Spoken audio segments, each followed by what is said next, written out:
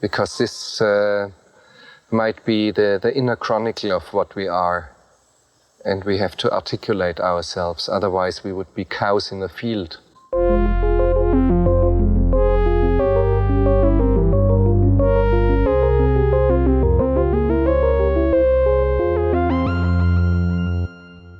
Welcome to Cows in the Field. This is a show in which we discuss philosophical themes in popular films. My name is Justin. I'm Laura. And today we're discussing Ex Machina.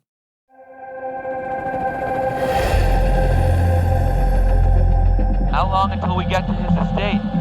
We've been flying over his estate for the past 2 hours. Caleb, I'm just gonna throw this out there so it's said, okay? You're freaked out. You're freaked out to be meeting me, having this conversation in this room at this moment, right? But can we just get past that? The whole employer-employee thing? It's good to meet you, Nathan. It's good to meet you too, Caleb. This building isn't a house. It's a research facility. And I want to talk to you about what I'm researching. You want to see something cool?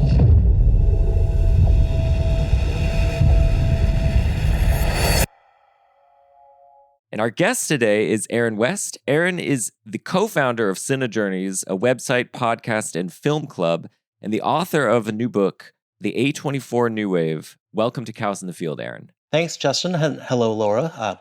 Glad to be here. Love the podcast. Yeah. Thank you very much for joining us. So I want to start with the book, and then we'll transition to Ex Machina. So you wrote this book, which, as I understand, in the printed copy will be somewhere in the vicinity of 500 pages. So what drew you to write a 500-page book about A24? Well, I'm a little crazy. I'm also really productive. And it's not a brag. If anything, it's a curse. But I actually wrote a 1,000-page book on A24. Wow. So the A24 New Wave covers A24 from its founding to really 2019. Like Midsommar is the last movie we talk about in the book, and actually First Reform. But and then I have the other one is mostly written that's called the A24 New Normal. And since we'll be talking about Alex Garland, Ex Garland, yeah. Garland, that kind of works. So I've already written all about his later work, including the Men trilogies, I call it, which is Men, Civil War, and Warfare, and of course he has. Yep, that's great. No, that's brilliant. I hadn't even thought about that, but that's exactly a lot of right. dudes. It is a lot of dudes. But why I wrote it, I mean, I guess I just saw. I'm a film history nerd, and I have a history and film degree, and I just saw trends in modern film, and I think we've all seen them. I think when we talk about what is an A24 film, there's a lot of I guess elements that we really can't put our finger on. There's a je ne sais quoi of an A24 film, and where did that come from? And it's not always everywhere in classic film. So I know this podcast is named after Herzog, so there's actually not a lot of Herzog, although I think everybody probably on the planet loves Werner Herzog. But it's I wanted to explore where this movement came from, who these filmmakers and creatives were inspired by, who they were citing, and they're very, very proud of their past, including Alex Garland, that we'll talk about soon. So yeah, I just started writing, and I didn't really know where to stop. So that's why it's 2 books, and we're really happy with the first one, and it's coming out very, very soon. Well, it's very exciting. People should check it out. I noticed behind you right now, I'm looking, you've got Lady Bird, Midsommar, and Everywhere, Everything, All at Once. Do these 3 have a personal significance to you? Is that why they're on your wall? So these are actually, we had a Kickstarter too. It's been, it was February 2025, so it's been a little more than a year, actually a year and change. And we commissioned original art from the cover artist too. Her name is Caitlin Kuwald, and she's amazing. So she illustrated all of these. I don't know if listeners can't see this, but if you go to the website, you can see it. But the Midsommar. Yeah, the website, by the way, is cinejourneys.com. I think you could find it from there, the A24 book. Yeah, just mentioning it for the listeners. At cinejourneys.com/A24 book. If you just type that in, you'll get to the landing page. So these were created for the Kickstarter, and they're actually in the book. And so the Midsommar has a bunch of all those flowers. So these are everywhere in the book. It's that's awesome. You haven't seen that yet, but it looks really nice. That's really great. Yeah, Laura's, I think, two favorite things are Florence Pugh wearing the flowers and then And just glaring. putting the guy in the, whatever her boyfriend or ex-boyfriend in the You bear got suit. in the bear suit. Yeah. Yeah. One of the things that you mention in the book, and what is an interesting through line in the book, is thinking about A24 as a kind of auteur, and it's interesting to me because when I initially read that, I thought, okay, interesting. My understanding of the auteur theory was as the as the movement to find authorship and where authorship of the film resides, and the auteur theory was the idea that it resides in the director ultimately. What's interesting though is when I read your thing, I thought, well, A24 is not like the director. In what sense are they the auteur? And I went back and looked at some of the original texts defining the auteur theory, which you cite in the book, and I found as an interesting thread through both the Bazin and Andrew Sarris texts on this, which is that there's the idea of authorship, that's crucial, but then there's this other thing. Bazin calls it the politique des auteurs, which is this idea of when you adhere to this notion, you see in your favorite directors the manifestation of certain similar qualities. So there's this through line to the oeuvre, almost to the effect, and Bazin actually criticizes people who adhere too closely to this idea, thinking that the idea is if you're a great director, you could never make a bad film because like your oeuvre has to be filled with greatness or whatever. And he worried about that, actually, that type of adherence. But then Sarris also noted, he called it the second premise of the auteur theory, which is it says partly it's the distinguishable personality of the director, but it's measured over a group of films. And he says the director must exhibit certain recurrent characteristics of style which serve as his signature. The way the film looks and moves should have some relationship to the way the director thinks and feels. And I thought this was really interesting because you are in the book, and I think one of the reasons you wanted to write this, I get the sense from that, from what you said here, is this idea that there's a kind of style inherent in or through, you can see a lot of A24 movies. So they have a distinguishable look and style to them. And I think that's right. I mean, maybe there are some exceptions, but there is this kind of, whatever people call it, the A24 look or whatever, love it or hate it, it does seem to be a thing. And that is a sense in which they are auteurs because they're curating or constructing this, in part, the films they put out are reflective of a signature sort of look and style. So but I can't quite put my finger on it, what it is. Do you have a sense now? I mean, you've seen all of the movies more than once, I would imagine. Like, what are some of the characteristics of like the A24 style, which is, which would make us want to call them in some sense an auteur? Yeah, well, and in the foreword, they're written by Adrian Martin. His essay is titled A24 as auteur. So he does a great job kicking that off and just kind of trying to isolate what it means to be an A24 film and how these very different films, there can be drama, horror, Western, all sorts of different genres and styles can be lumped together in this group. And really, they're also a company too. So they're trying to make a profit. So they're not just creating like a signatory element just for the sake of it. This is also commerce, and I did try to look at this through the lens of classic cinema, and that I'm glad you brought up the French New Wave because obviously they started the auteur theory, and Sarris, of course, is a big part of that, and it continued with Mulvey. I don't have quotes, but I would recommend if you like my book, read Mulvey. She'll come up in the second book, which is talks more about the male gaze and representation and all that. But I think it's an interesting dynamic with them as distributors. First off, they were just buying films at festivals. So and they bought.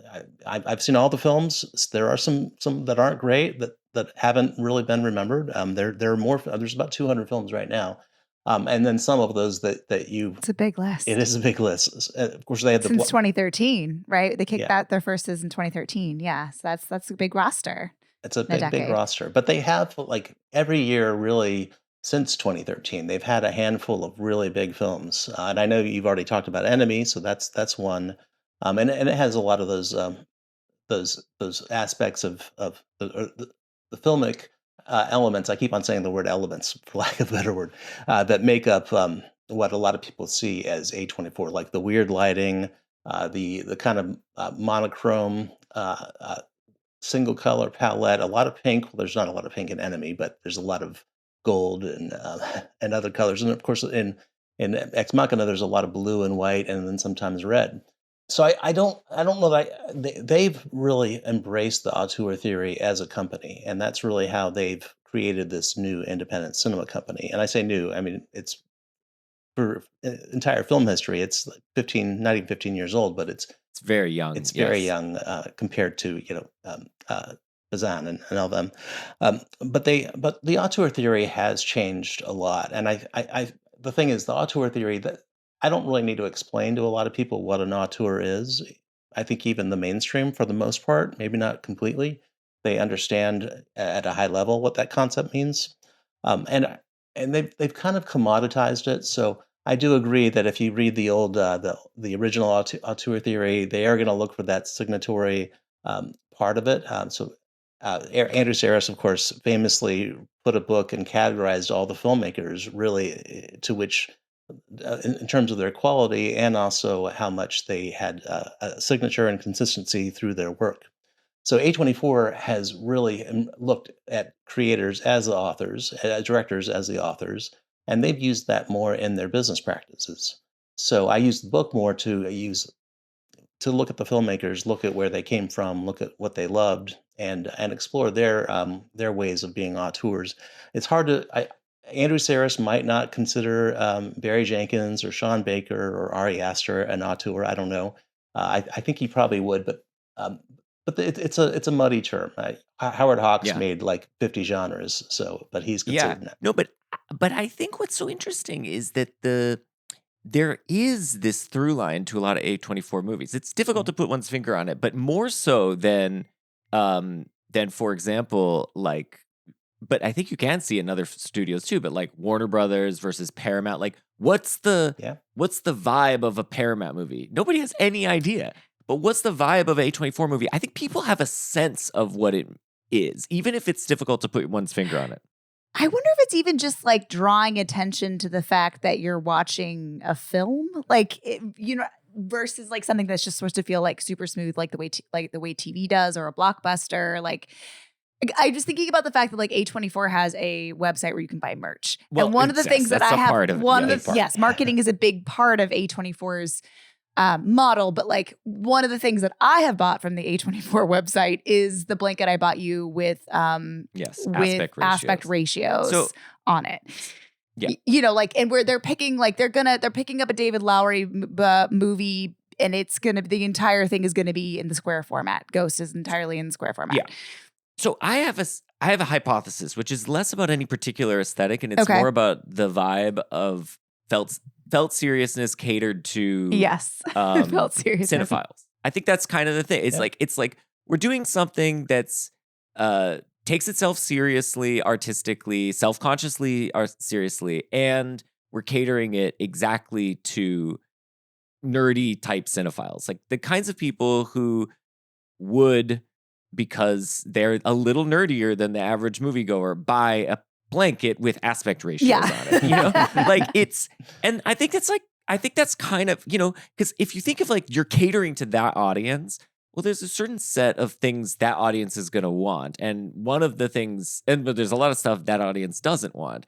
They want something which has elements of prestige, but isn't the same thing as prestige aiming for Oscars necessarily, because that might feel too icky to that crowd. That crowd sort of fancies themselves slightly off of the Oscars, although nowadays the Oscars and that crowd, I think, are aligning more and more. Yeah. Mm-hmm. But 10 years ago, that crowd would have distanced themselves from the Oscars.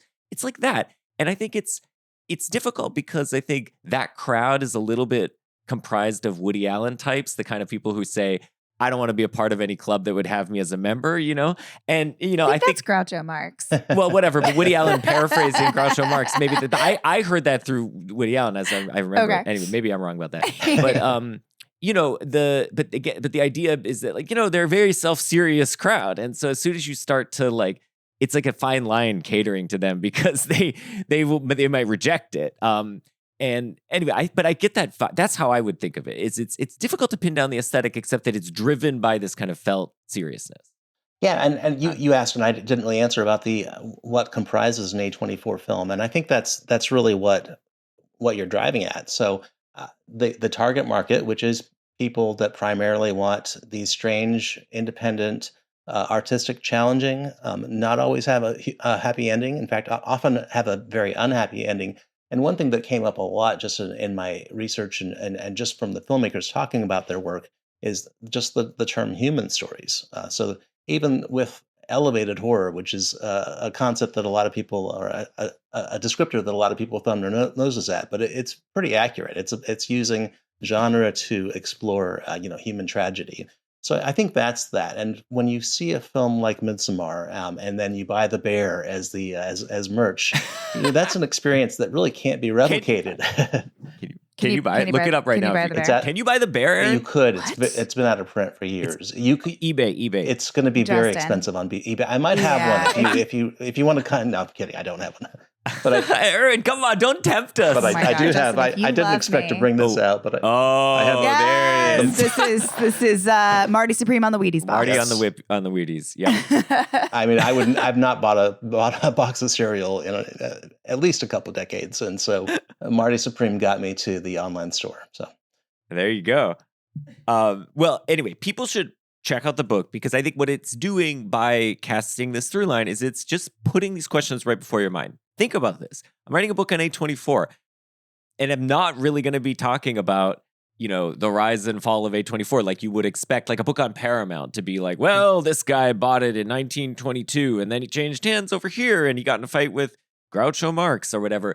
It's, you do touch on some of this stuff, but briefly, because it's a foray for you to then discuss the films. So that's what people should be checking out if they're going to check out the A24 New Wave. It's about the movies themselves. That was, thanks for seeing that. I wanted to focus on the films and the filmmakers, and I think that's actually the way A24 would want it. I'm not employed by A24.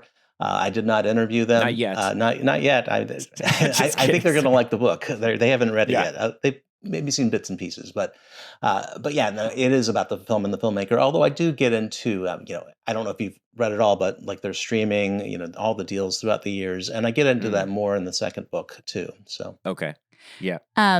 Just wanted to quickly note, Justin, update on the bear suit. If you love me, you would buy this for me. It is only $850 is pre-owned it the on actual eBay. Bear suit? No, honey, it's a bear in a cage. Yeah. So I wish it was a bear suit, but it is a very cute bear. Like an action figure bear. It's a little classier Sizable? than that. Yeah, but it's only $850.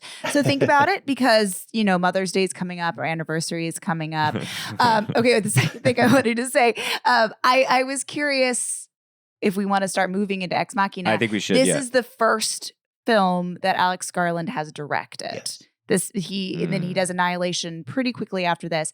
So, do you know, as somebody who's the expert of A24, what his experience was? He's been a writer. He's been paired with Danny Boyle. He's a very successful screenwriter. But in this first foray to directing, did he go to A24? Did A24 cultivate him? Do you know that story?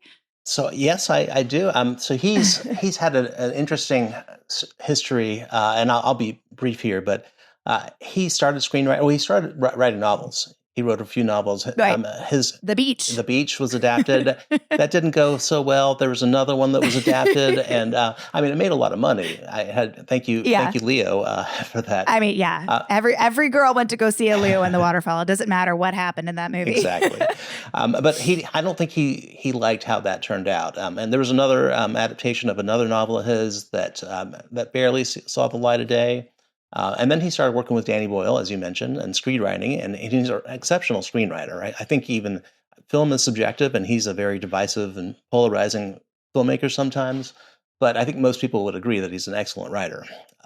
And so he started writing scripts for Danny Boyle, of course, the 28 days, weeks, years, and now years and then years, sequel to years. And then Bone Temples. Bone Temple. I forget the circumstances of how they acquired Ex Machina. It's in there. I think. Oh no, it was a festival buy. I'm pretty sure it was a festival buy because I know you just covered Enemy. It was right around that time. Enemy It's and around the same time. yeah. Yep. So they were only acquiring films. They weren't producing stuff until Got Moonlight it, was got their it. first production. So yeah, they acquired it probably from a festival. I forget the specific one. But the thing is, he had found some creative freedom. He'd written a script. A lot of people here in A24 have found their way to the company just by writing and creating good material before it had a chance to be pitched anywhere. Of course, getting funding and getting the film made, that's a very complicated process. But yeah, he it was really just writing the script and getting the film made, and having he had some happy accidents too with getting the locations in Norway. Those there's two houses they used, really about maybe a mile or so apart. Um, but yeah, he kind of hit a home run with I his mean, first time out. Yeah, I think I quite enjoyed it this time around. I think I enjoyed it more this time than the first time I watched it. I did too. So let me briefly just give a quick synopsis of like at least the first part of the movie to kind of get us into it, and then we'll start discussing the film in more detail. But Caleb, played by Donald Gleason, is a software developer for Blue Book, the largest internet search engine. And he wins the opportunity to meet his company's founder and CEO, Nathan Bateman. Nathan lives in a remote location where he invites Caleb to participate in a kind of Turing test with his new humanoid AI system, Ava, he's developing. And then that kind of kicks off the movie, which we'll talk about in more detail. But before we do that, I want to just start in a slightly weird spot, which is that, I know you've seen the movie several times, and I'm curious if there was anything the most recent time you watched it that surprised you, or you also showed me before you have the script and was there anything that surprised you when you've seen it and then read the script? I'm just kind of curious, just to start there. Yeah, well, the script is excellent, and I tried to read the scripts for every film that I wrote about if they were available. Most of them are somewhere.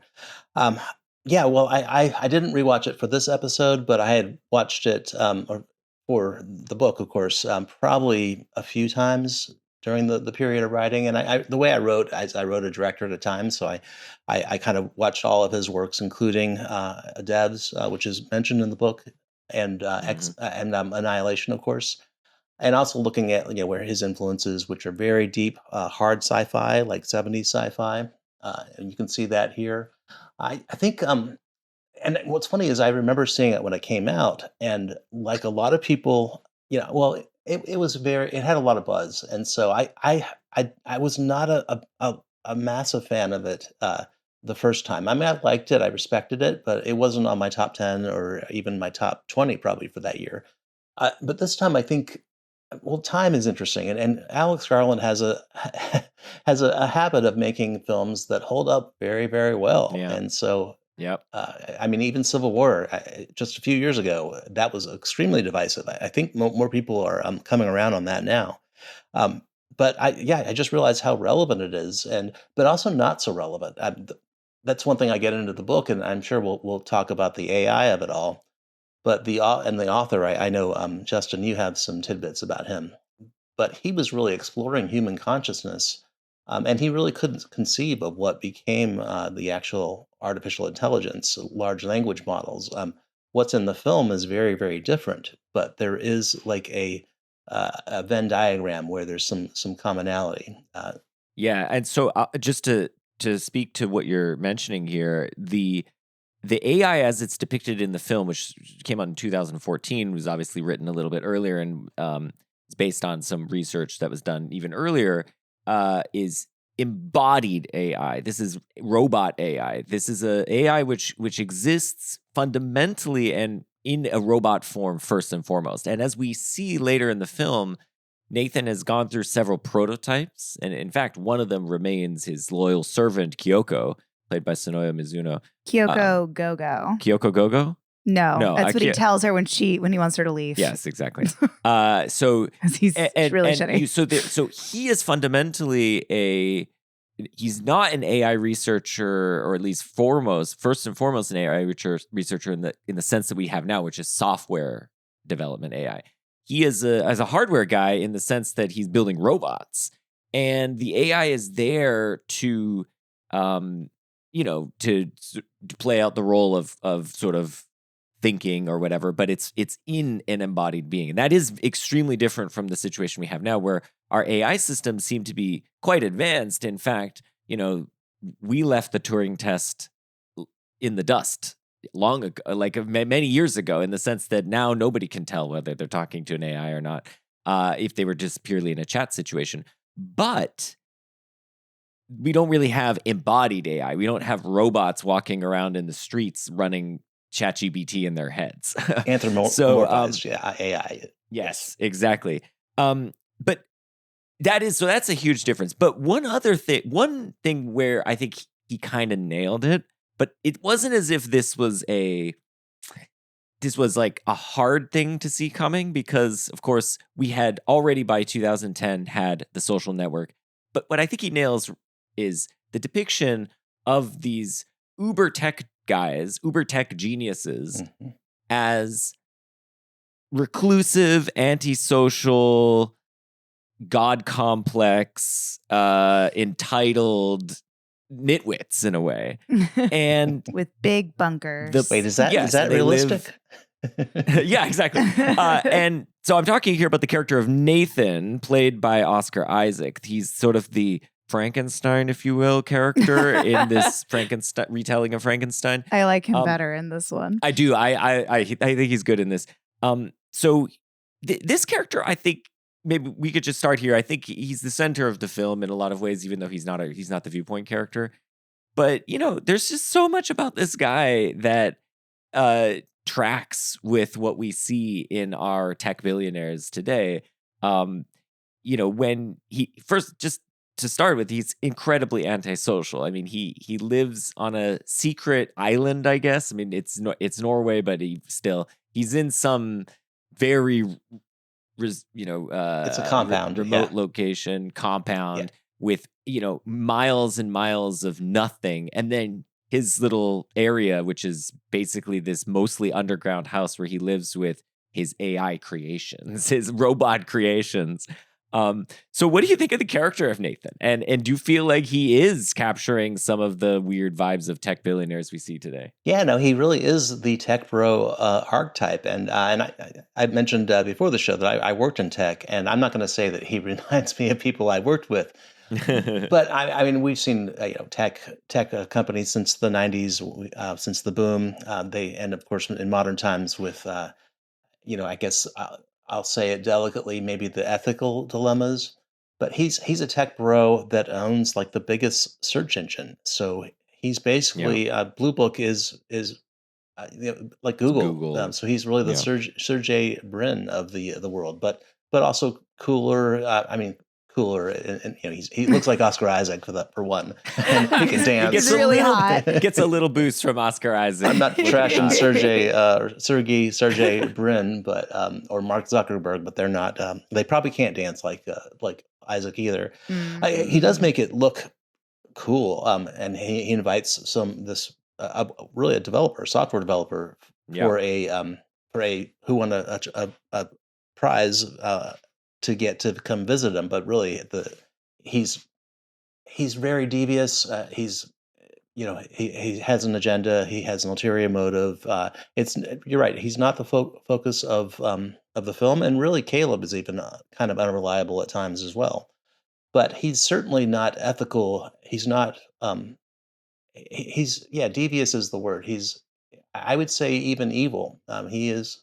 He manipulated Caleb, and this is a spoiler, but I'm sure everybody. We can spoil. Okay. Yes, he manipulated Caleb by using his search history, and so it's and not just that. He uses everybody's search history. Right. He steals from people's private data illegally to train Ava in her facial expressions. He says this explicitly. Like he just I turned on everybody's webcam and just fed all the data into her language, her whatever neural network. And it's just not only that. So he's when I think of that as entitled, and that is the feeling of, I think, a lot of what we saw in the training of large language models, where these companies like OpenAI and Anthropic, et cetera, we're just gonna scrape the internet.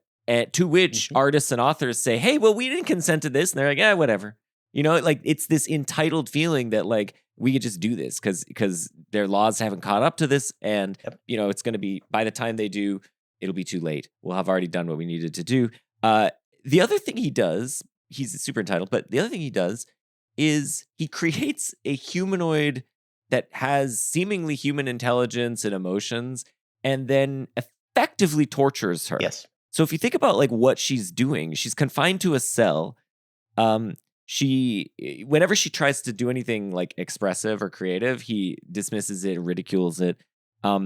He provides her no social outlets or opportunities to learn. She's like desperate to get out of this space to learn something about humans. Her goal is to go to like a traffic stop and just watch people.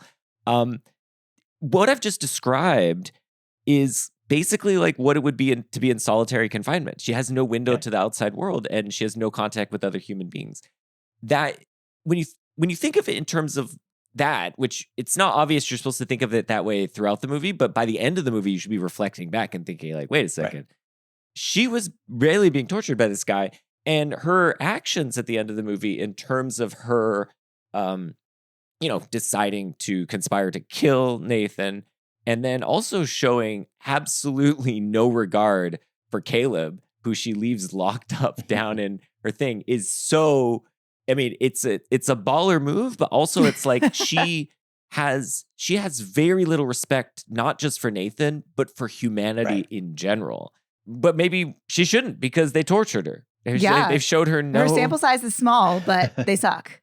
Caleb has shown her some... What's interesting, though, is that Caleb seems to show her quite a bit of empathy and care, and yet she still turns on him. She really does not like humans. But yeah. I think she also sees that neither of them are really honest. Both of them hide from each other. And of course, growing up with Nathan, I say growing up, living and being conscious with Nathan, he's not exactly the best advertisement for humanity. You know, if they're capable of doing this to her, and she does have human flesh and human skin, and human emotions to some degree, that the movie endeavors to resolve. I don't know that it really does, but if I were in the same boat, I mean, I don't know how I could put myself in robot, somewhat sentient form, but I'd be pretty pissed too, I think. I mean, it's one cannot escape the analogy or allegory of thinking about this in terms of man's relation to God. And if you think of it in that terms, that is a reaction people often have to God throughout the Bible, is the shaking their fist to the heavens, right? Like, why did you do this to me? You made me and you made everything suck. Like, this is Job lamenting his existence to God. And she's in a similar position where she was created and then effectively experimented on to be discarded. And she's like, why would you do this? Like, what the fuck is wrong with you? I'm a living thing. I'm a conscious, sentient, emotion. I can feel pain. I can suffer. You know all this about me, and you're just willing to discard me. And torture me effectively and then discard me. I think it's from that perspective. I mean, Nathan is just a true villain of the film, not just he's kind of a villain, but like he's really a dark character. And I think it's interesting that Caleb, how we think about Caleb is interesting because he's in between the two. He wants in some sense to be Nathan, but he also has the empathy that draws him towards Ava and ultimately choose her over Nathan, which is his downfall. Because had he just stuck with Nathan, he would be fine. But now he's going to probably just die, starve to death. So in a way, like his empathy to the robot, to the non-human thing is his undoing. It's like a misplaced empathy in a way, because she is in a certain sense, a superior being. She has all of his intelligence and ability to manipulate him. Yeah. She knows so much about him. But he wants to be like the knight in shining armor and help the like poor girl and trapped in a tower. And she's completely playing playing him for that. Yep. She can tell that he's the kind of guy who wants to be the strong man to save the weak girl, and so she's really playing that up. But he definitely underestimates her.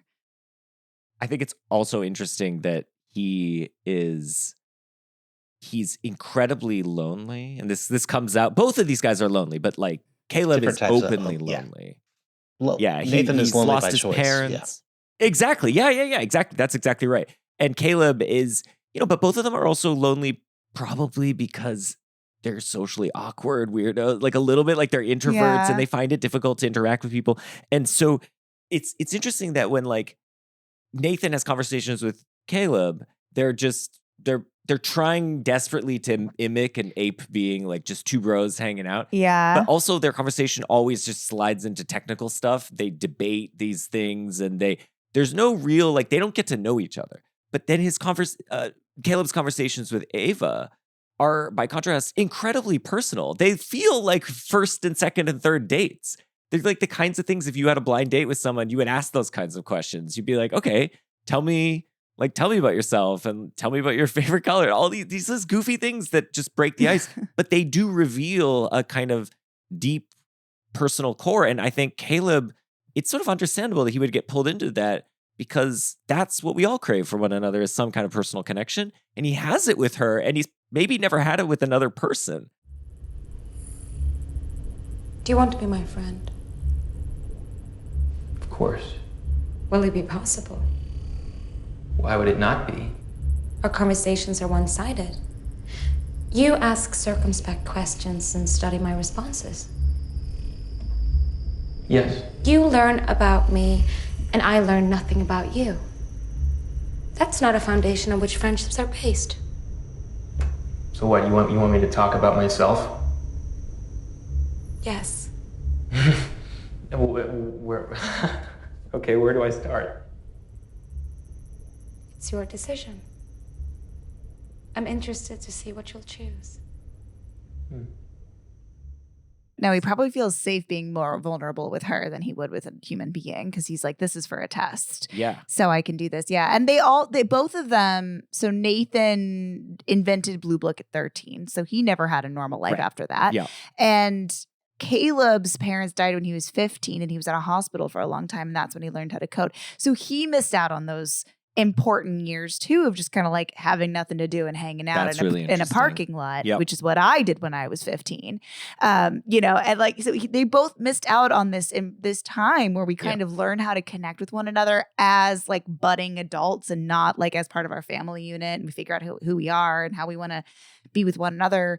And they missed that, and now they're kind of like studying it to catch up. Yeah, but they, what's interesting too is because they weren't wasting their time I put that in quotes, wasting their time. I was wasting my time. It's fine. Is hanging out with other people, forging connections. They had more time to become like awesome coders or whatever. And so this is what you get. You get these people who are introverted, asocial, and so on, being the ones who had sort of a little bit more time and maybe proclivity to do these things, which led to them being like tech billionaires and then having tons of money.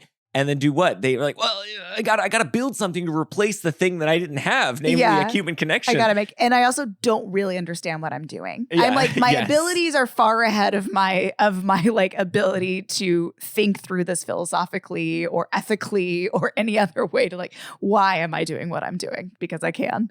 Yeah, they haven't really grown up. I mean, they haven't matured. They're still kids, and I think that's where it has endured because.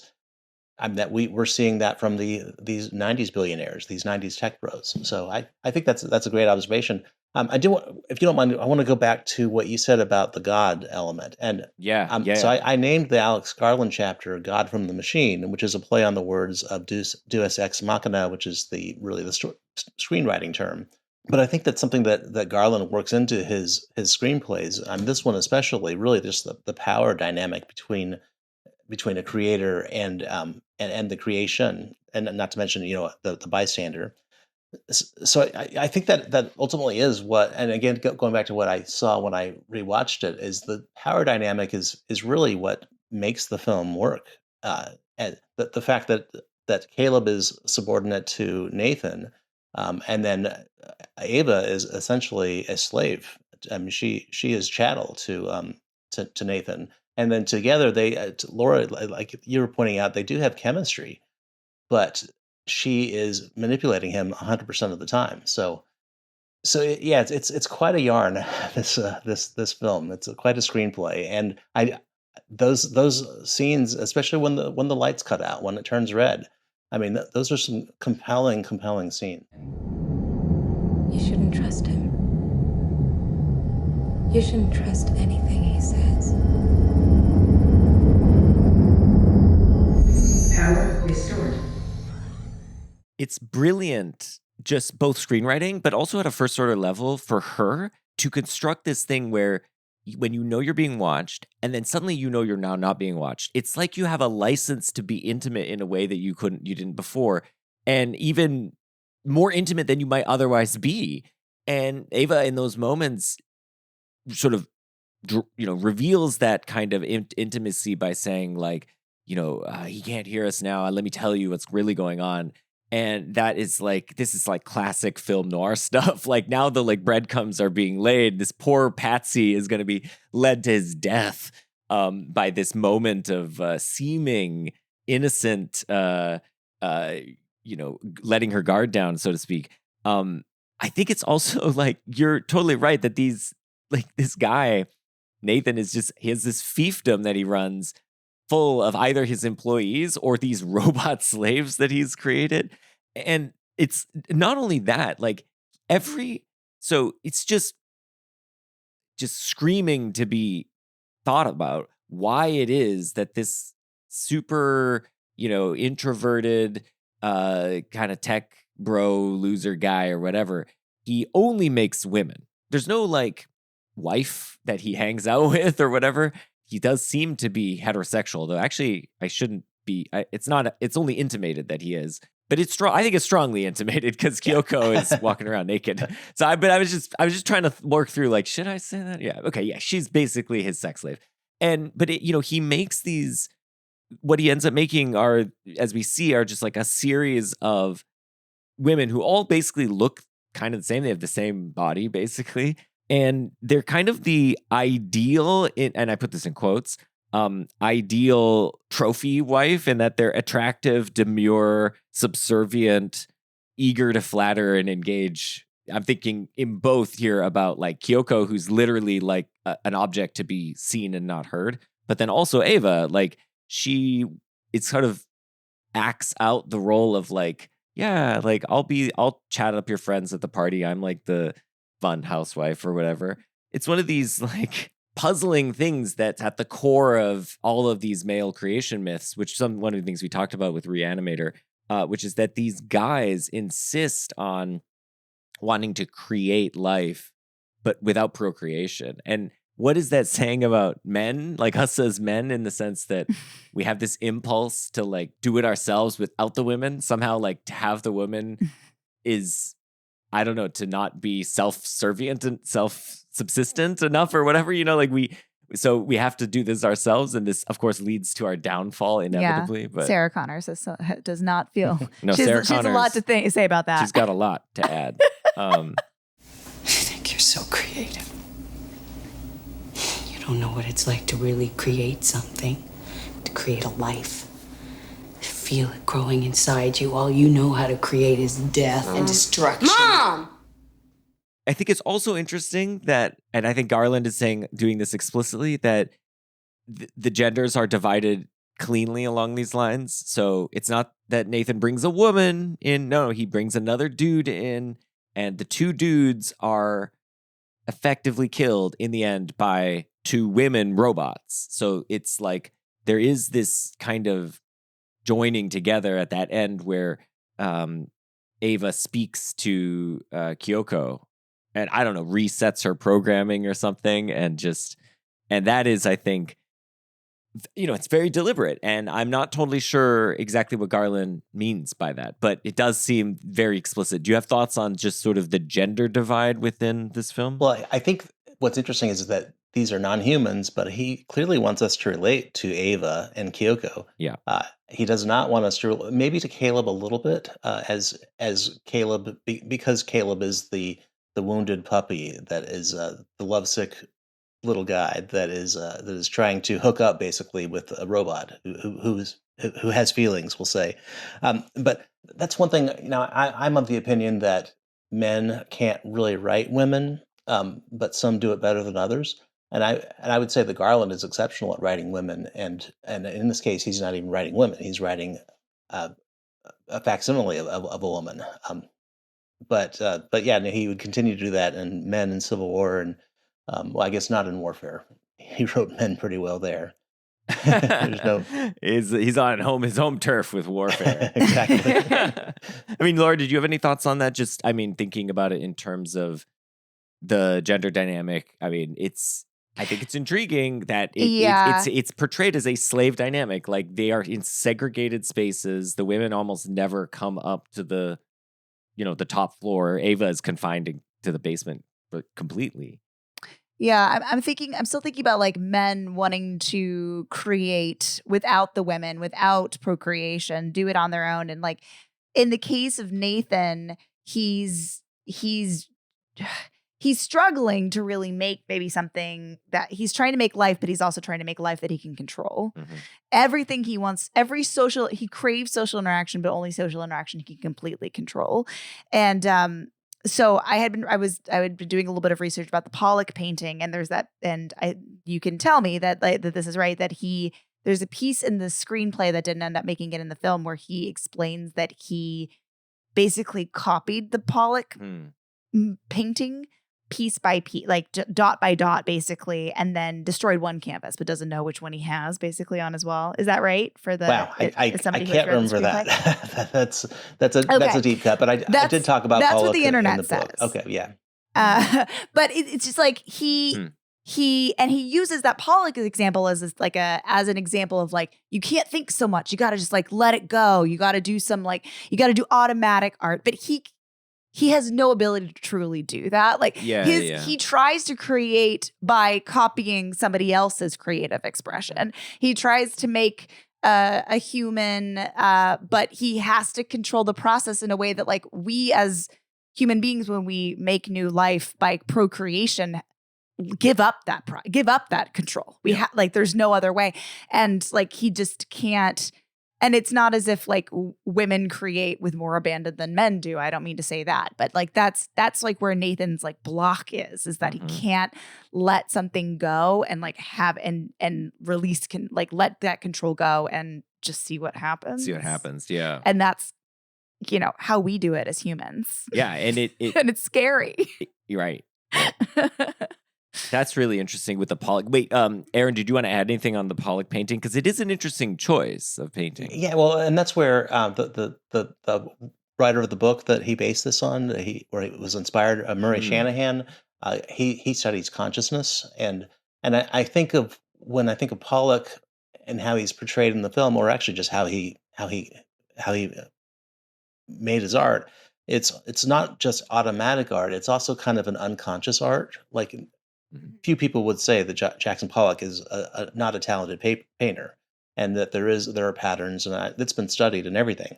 But I think in terms of the art that Ava is creating, and you could actually even say that art that ChatGPT or something is creating, that in a way is, I don't know if I'd call that automatic art, but it's not exactly a consciousness art. This is not deliberate, not random, someplace in between. That's how Nathan describes Pollock's What art. I think is so interesting, actually, about the choice of Pollock in this context is that I put it to us three to decide this matter, but I'll give you my views on this first, and you tell me if you agree or not. I think the Pollock painting is incredibly valuable. I think if an AI made something that looked kind of like the Pollock painting, it would have almost no value. Now, I don't actually think that all AI art has no value, but I think in this case it would have almost zero value. Like if it did some random thing, didn't, not that it looked like Pollock, but it just carried out a similar program to what Pollock is doing in terms of how he's doing this unconsciously and so on. It's just like unconsciously made a bunch of lines. And I don't know quite why that is, but I submit to you that is the case. Like there's something just deeply valuable about the Pollock and completely with no value in the AI thing. Yeah. And does that resonate with you? And then if so, why? Like, why would that be? Well, I do talk about fractals in the book, which is that's a type of computer art that existed prior to. And I'm not going to say they are. I mean, some fractals look amazing, look beautiful. I think they're different than AI art, which I get that it is slop or is called slop by I think most of the population these days.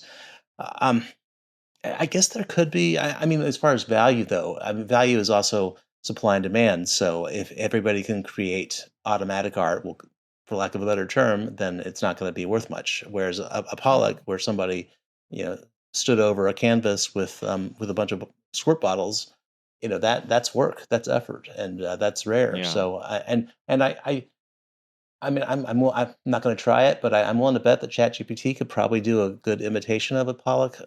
But I absolutely Sure think it it could. could. Yeah, But it I wouldn't be a absolutely Pollock, think yeah. it could. But it would just suck. Here's one. Wait, do you have a hypothesis, Laura? Well, I also just think like we want, going back to the auteur theory, I think like there's something compelling about knowing about Jackson Pollock and his turmoil and his struggle, and then seeing that like messy beauty with the cigarette butts like smushed into the canvas, Yeah. and like knowing that a person did it, that it came from an emotional place, from a biography. We kind of want to do that with our art oftentimes, and like that is what's missing from the AI too. Yeah, I think that's a big part of it. And I think where the AI art I think can be interesting and valuable is where it can sort of work conceptually, or it can do something interesting that a human might not have ever done, or that kind of thing is, I think, could be quite, so in principle, interesting. But I agree with you about the Pollock. I think part of it is that with the Pollock, and this directly would provide an answer to the character in the script saying, well, I copied it and then destroyed one, and I don't know which one I have, as if like it doesn't matter. Well, the question is, does it affect the value is Exactly. what their conversation And the was. answer Yeah. is it totally affects Yes, the it value. does. And here's why. The one that is done by Pollock is infused with this guy's life. This dude had to make a bunch of sacrifices to do this. Yeah. He didn't just make one of these. He spent his entire life making this stuff. His sort of, in a sense, I don't mean this literally, I mean it metaphorically, his blood, sweat, and tears are in that. He could have done any other thing. He could have lived a life completely differently, but instead he gave his life to this. And to possess an actual Pollock is, in a sense, to possess a piece of him, the artist, it's himself. I think the other aspect in which is interesting, and this would not be in an AI, or at least right now, is that Pollock is doing this in a point in art history where it's interesting to do it. Mm-hmm. If Yes. you or I started doing this today, it would not be that interesting. No, that's It's true. Pollock only really interesting. He would have a different job. Exactly. He would be maybe a bricklayer he'd or be something doing today. Or he'd be doing different types of art. Like, he wouldn't be doing this. Now, that suggests, though, that it's merely a contingent piece, a contingent factor or feature of the fact that ChatGPT, if it did this, would do something unvaluable. Now, here's an interesting thought to think about. Suppose we have 50 years of AI-generated art, and we create, there becomes these genres, and there become, like these identifiable AI figures that are doing different things and responding to one another. And there's a genuine practice and history to this. And then one of them starts doing something sort of analogous to Pollock in terms of breaking conventions. And then you might actually think it would be valuable. Yeah. In I mean, principle. I think what we have here is like in this movie, we have facsimiles of facsimiles of facsimiles. Like we have an artificial human consciousness that makes art. And the first thing she makes, he's like, okay, like it's a bunch of lines. It's like, yeah, and it's like what's Pollock. But also, like, she's like, what is it? Like, it's like she's not putting any intentionality or emotion into it, because she's not capable of that. So she's like looking for meaning to be put on the art instead of the other way around. So like, it's not compelling that way. Then he tells her to draw a still life. He tells her how to make art the way we humans do it, and she makes something that is lifeless, partially because she has no life experience and nothing to like depict, but also because she's doing art the way that human beings have done art, and eventually like AI will make the art the way AI makes art. I think there's a way to read her initial art, her initial picture as actually expressive of her current situation. So it's lifeless, and it looks like, to me, it looks a little bit like the cell that she's in. And so it's like, this is all I have. Like, this is what I have to express the to first you. abstract piece. The first abstract piece. And you might think like, actually, that is deeply expressive. It's expressive of an impulse to express, but there's nothing to but express. nothing to express because she's That's so has no sad. experience. She has no life experience. So it's like, Yeah. it'd be like if you asked a prisoner to make art and they've never seen the outside world and they're just like draw their cell and you'd be, it's like deeply sad. Yeah. And but that's quite powerful. And then the still life, by contrast, is mundane. Yeah. It's just, anyone could do this kind of, semi-realistic, representational thing. So It's mechanical. I actually kind of see, when you were talking, I was like, I actually kind of see the other way, that like the first thing she is weirdly more creative and expressive. than the second It's one. like, and I love that it's unprompted. Yeah. Because that's the other thing. Both of them go back and forth about like, just make a choice. Just do whatever you want. And that's the thing. That's the one thing we don't see in our current LLMs. This like, just gonna do what you want. It's all prompt based. The tokens are these finite things, which is like, prompt me and I'll do something. Right. But there isn't like ChatGPT just going off, doing its thing, living to a certain extent, making decisions on how to spend its time and computational resources. It's not doing that. And so the sense in which it has agency is extremely limited, in that it's all it can do is, or all it's sort of allowed to do is just respond to us. But the minute you let this thing free and it's just doing stuff, now I think the chance that you're actually going to get something expressive and something interesting is much greater. Because it would be living and having to make choices and, do stuff in not necessarily, even if it's not doing it in an embodied way. Of course, maybe the embodied thing would make it even better. But if I imagine, if it's just taking in input by just trolling through the internet or something, it could still be interesting to see. So I guess like when Caleb responds to the first piece and is like, what is it of? Like that's, you're finding more value in the first one because it is something expressive of her very limited experience and how she feels and about it's unprompted. I find that, and it's unprompted. But he does also, I think, have an impulse to like want to control as well. Like I think he's really drawn to being the strong man with the damsel in distress, and she's the ingenue. She's like, I don't know what anything is. Like, help me understand the world. And he can tell her about it. That's what he wants. That's what we all want. That's what you all want, you motherfucker. I'm just kidding. We want to tell you about the Godfather. Yeah. Well, she should have made a bear in a cage, and they could sell it on eBay for $850. That's right. They together, if they teamed up. She could have been the A24 merch Unstoppable. Store. Yeah. But yeah, they can't they can only understand value as it is reflected in like what they think is important or what we've done before. I mean, I wouldn't, look, I'm not going to cast aspersions here, but I wouldn't necessarily trust the taste of some 26-year-old programmer as like reflective of like he has some sense of like aesthetic value. He just knows what he knows. He probably, But to him, it would have value just because he has affection for Ava. So even if it's nothing, she imbued it with some value. Now to anybody else, it would have sentimental value. Yeah. Aaron, so the book is the A24 New Wave, and the website is cinejourneys.com. So tell us, as part of the website, you guys do a bunch of different things. Tell us about some of those things. And I know you have a podcast or a series of different podcasts that are all under the Cine Journeys feed. Yeah, we've slowed down on the podcast a little bit just because of this massive book, but we have a few episodes in the can. We talked about the Criterion Collection, so and now I have an A24 feed, so I'll be adding to that as when the book comes out. But it's a web platform for it's really just for film buffs, and we have some professionals that teach classes. So I don't know if you took a lot of film classes, but I did, and they're a lot of fun, and that's kind of where the idea came from. So right now we have Ty Burrs teaching a class on movie stardom, which is a blast, and then Imogen Sarah Smith. I don't know if you know her. She's a big she writes a lot of books, but she writes about film noir, and she's about to start teaching about women filmmakers. So with Tanaka, and I think she's going to cover, this isn't really a secret, but I think she's going to cover Agnes Varda and I think some noir related director.